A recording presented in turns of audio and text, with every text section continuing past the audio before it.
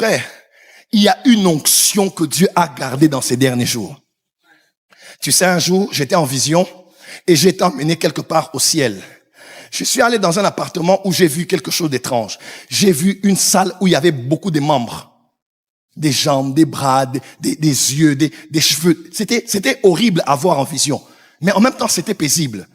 Et on me disait, c'est dans cette pièce que se retrouvent beaucoup de membres de corps des hommes qui sont sur la terre et qui manquent. Et Dieu cherche des personnes par lesquelles il va passer, qui vont prier pour ces personnes qui manquent ces membres-là, afin que ceux qu'il y a dans les cieux pour eux viennent en miracle et entrent dans leur corps. Il y a des hommes qui sont des manchots. Par ta prière, le bras va commencer à pousser comme ça.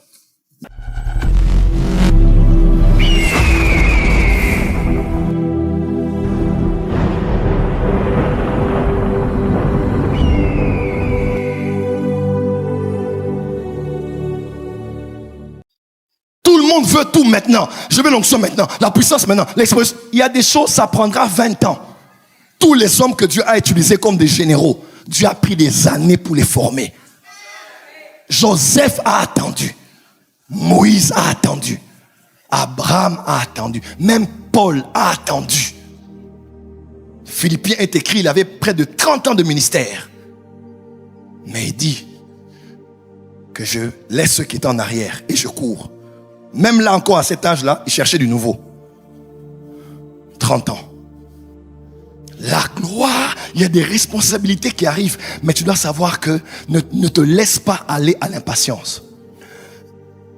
La patience, ce n'est pas le fait d'attendre. La patience, c'est l'attitude que l'on a pendant que l'on attend.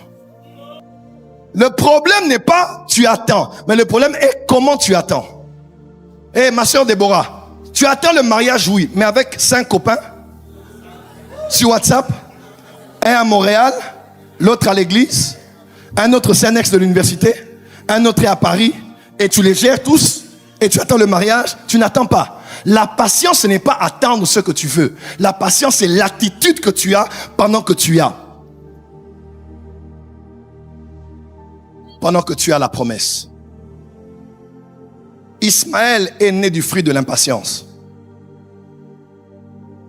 Et les problèmes que nous avons au Moyen-Orient viennent du fait que l'impatience est entrée dans le foyer d'Abraham. Dis à ton voisin, attends. Car c'est une prophétie dont le temps est déjà fixé. Même si elle tarde. En d'autres termes, une prophétie peut tarder. Oui, une prophétie peut prendre plus de temps que prévu. Et quand tu dis que Dieu a menti, Dieu n'a pas menti.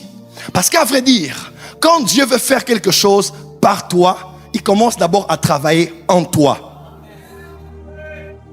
Et le Dieu qui a travaillé en toi, travaillera par toi et après il travaillera pour toi. Est-ce que je parle à quelqu'un aujourd'hui? Voilà pourquoi la prière à faire aujourd'hui, ce n'est pas de dire à Dieu, utilise-moi d'abord, c'est dire Seigneur, travaille en moi. Brise-moi, taille-moi, façonne-moi, enlève l'orgueil, enlève toutes choses qui peuvent être un obstacle afin de ne pas être un instrument que tu vas utiliser.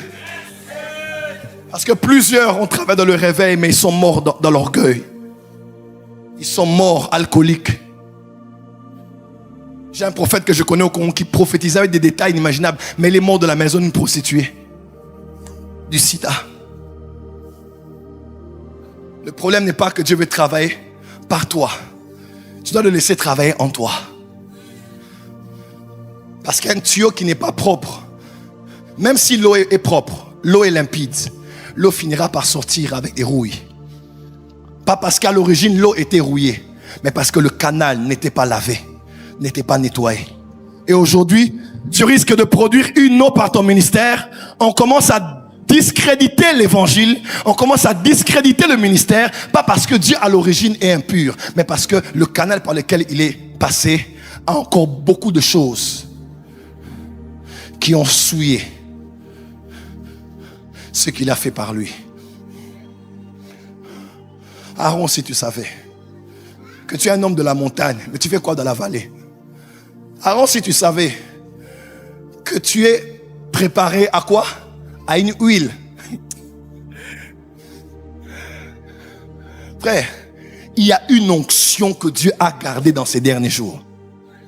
Tu sais, un jour, j'étais en vision et j'ai été emmené quelque part au ciel. Je suis allé dans un appartement où j'ai vu quelque chose d'étrange.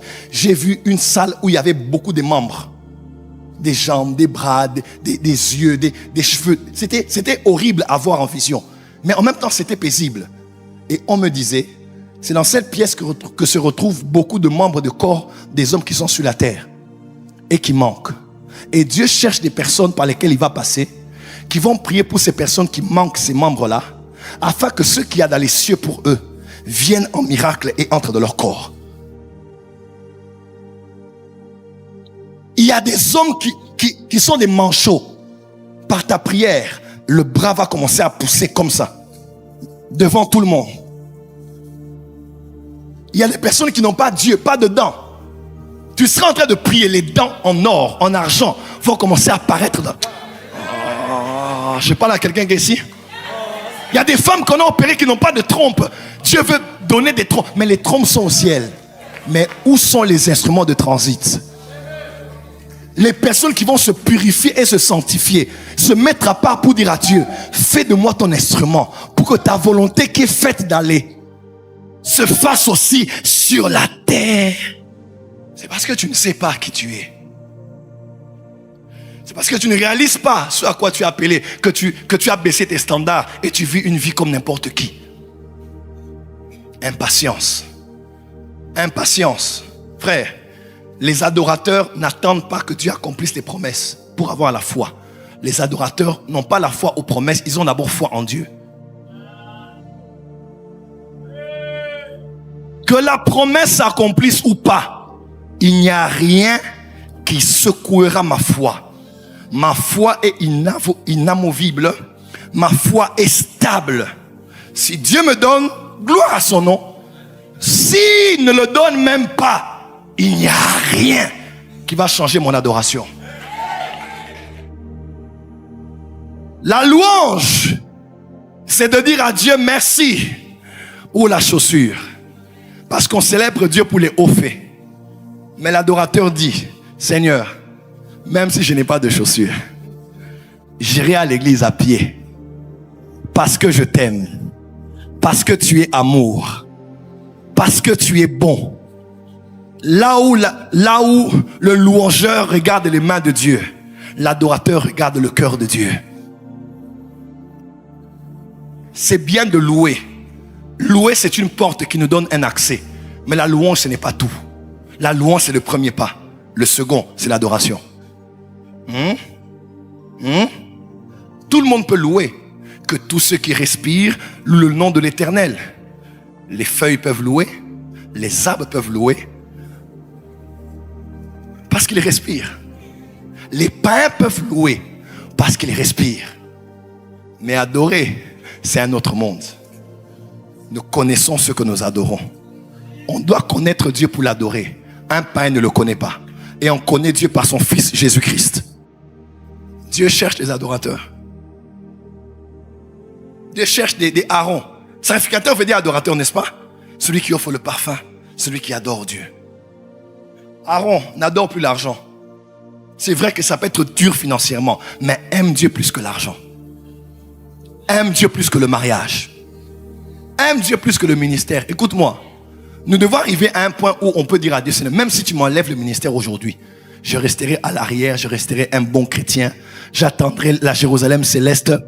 Parce que je n'ai pas cru en toi pour avoir un micro en main, mais pour avoir de l'amour dans le cœur et de témoigner de Jésus, même sans avoir un pupitre.